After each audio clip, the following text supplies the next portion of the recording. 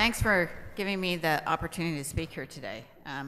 That's what happens when you get involved with ADAO. All of a sudden you have this voice, and then it gets louder, and then you get in a group, and then you all say a bunch of stuff, and then you try to hold your elected officials accountable. So that's what we continue to try to do. And that's what I do every time I come here. Whether I'm here with ADAO or not, I'm constantly trying to pull that chain of my elected officials. So I want to share with you a little bit today about how asbestos has affected my own life. I'd also like to share some information regarding asbestos in our homes. Just as no one should die from a preventable disease because of where they work or through secondhand exposure, no one should die from unknown exposure with their own home environment. Sometimes we just don't think about that as much as we should. My personal connection, as was said earlier, in 1982, I lost my beloved dad, Stan Grimberg, to mesothelioma. He was 53 years old. He lived 18 months after his diagnosis. He was in the plumbing trade for many years, and he was primarily exposed when he was a apprentice plumber. So he was the one that mixed up the paste and put it on the pipes, as you'll see in buildings today. My dad always taught me to stand up for what you believe. He was simple that way. To this day, I regard this as one of the most important gifts he ever gave me. The passion and commitment I have for advocating for this cause is not because I can't move past my dad dying. I had one lady say to me, "Ann, your dad died almost 34 years ago." I said, "Yeah, but it was unjust, just as you have all experienced the injustice of what this disease does and what this chemical does." It's also 100% preventable. We know that. If you're not exposed, you're not going to die from mesothelioma. So until there's a ban on this toxic substance, the United States will continue to endanger its citizens and its workers. Most of you in this room have been affected by asbestos in your own lives, whether you yourselves have battled asbestos-related diseases. Those are the true warriors. Or you've lost a loved one or a friend. The negative effects of this toxic substance have been felt by us in some way. Far too many have been affected and will continue to be, as asbestos continues to be a substance that can be legally used in the United States. This is just unacceptable.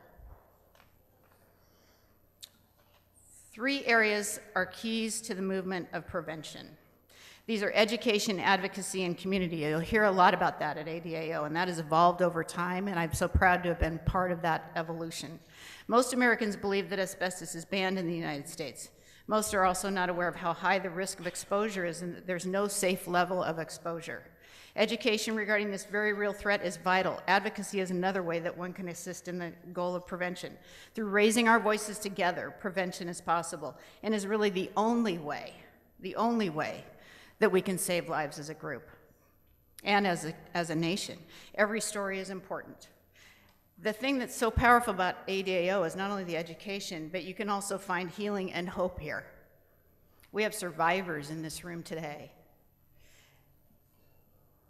I want to talk a little bit about prevention as it relates to our home environments. I'm a real estate broker in the state of Oregon. One of the things that people don't realize when you buy a house that you're supposed to have a disclosure showed to you by the seller through the other broker. And if it's part of an estate, that doesn't necessarily get disclosed.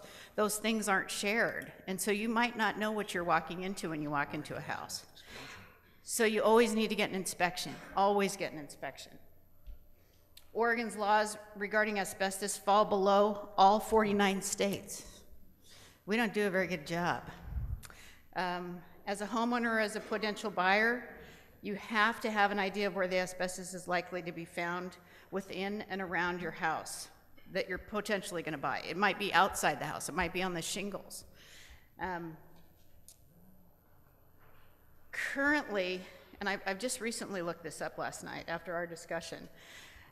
Currently in Oregon, you can demo a house, and they say there's about 650 that are demoed as of last year, just in that year period. And you don't have to provide proof that there's been asbestos testing done in that house when you demo it. So when your neighbor's demoing a house, at least in my state, and every state's rules are different, check that out to see what happens. The EPA is tasked with regulating the use and laws regarding asbestos federally. However, there are no overall federal regulations regarding residential real estate transactions. A residential real estate transaction would include a fourplex, a duplex, or a single-family home. So there's not really the oversight of the federal government on when it comes to residential real estate, so that leaves it to every state to sort of have their laws or not to be held accountable. The bottom line is this: asbestos still kills. It's been a known human carcinogen for over 100 years, as you've heard earlier today. Yet it still continues to be legal in the United States. It's still legally used in the manufacture of certain products. Thousands continue to die each year from the effects of exposure. How much longer will it take for Congress to meaningfully act? I keep asking my legislators that. I run into them when they come into town, and I always bring up asbestos, and one of them said, "Oh, you're that ADAO lady." I said, "Yeah, that's me." "What does A mean?" And then now they can tell me. I've got that much of a relationship. So what can you do as a potential buyer and a homeowner? The key to this is knowledge and safety. When completing any do-it-yourself home renovation, be aware of where asbestos could be located. Take great care and be diligent when the potential is there. If you do have asbestos within the home, never try to remove it yourself.